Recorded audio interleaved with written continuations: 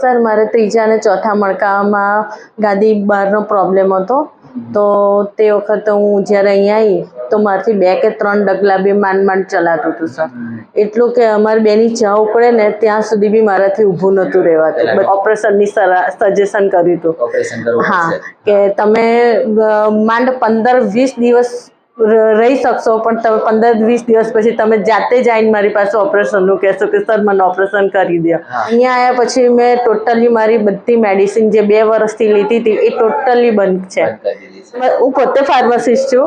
હું પોતે સજેસ્ટ કરું છું કે કોઈ મેડિસિન વગરને જો આ બોન સેટિંગ પદ્ધતિથી સારું થતું હોય તો આ જ કરવું જોઈએ. સ્મિતાબેન કેમ છે? સરસ છે સર. શું તકલીફ થતી હતી? સર મારે ત્રીજા અને ચોથા મણકામાં ગાદી બહારનો પ્રોબ્લેમ હતો, તો તે વખતે હું જ્યારે અહીંયા આવી તો મારાથી 2 કે 3 ડગલા બી માંડ ચલાતું હતું સર. અત્યારે હું 1.5-2 કિલોમીટર બહુ સરસ રીતે ચાલું છું. બધા ઘરના કામકાજ બી કરું છું. એટલું કે અમારી બેની ચા ઉપડે ને ત્યાં સુધી બી મારાથી ઊભું નહોતું રહેવાતું.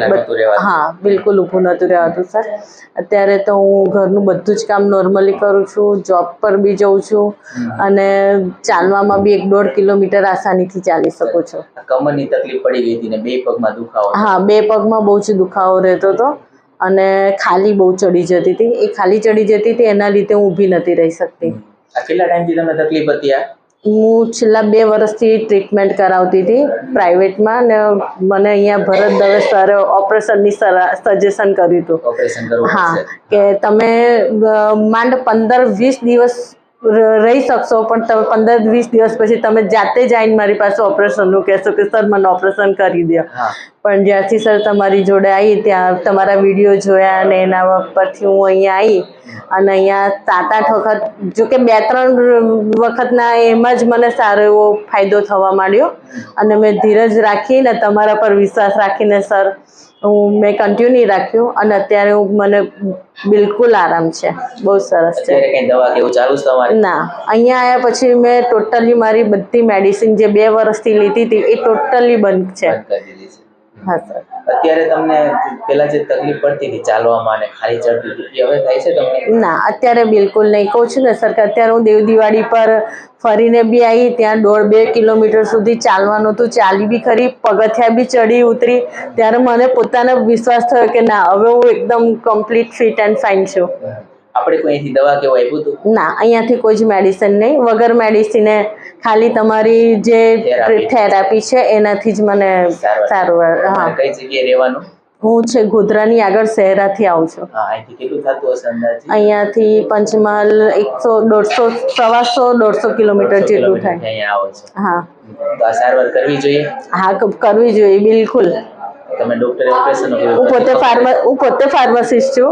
હું પોતે સજેસ્ટ કરું છું કે કોઈ મેડિસિન વગરને જો આ બોન સેટિંગ પદ્ધતિથી સારું થતું હોય તો આ જ કરવું જોઈએ.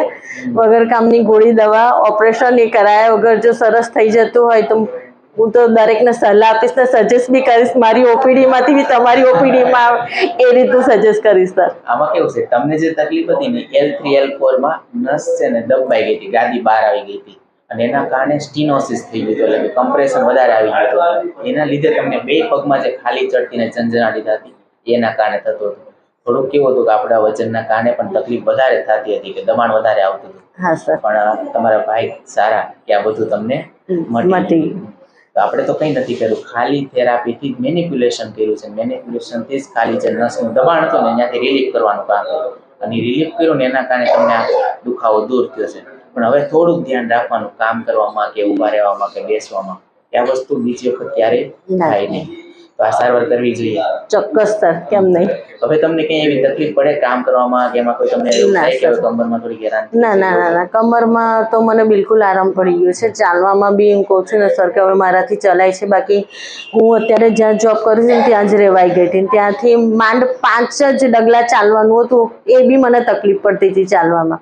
આની જગ્યાએ અત્યારે હું 1.5-2 કિલોમીટર 2.5 કિલોમીટર બી કોને તો થોડીક વાર સહેજ ઊભી રહું પણ ચાલી શકું છું. લાગતું નથી ને ઓપરેશન કરવું પડે એવું? ના સર.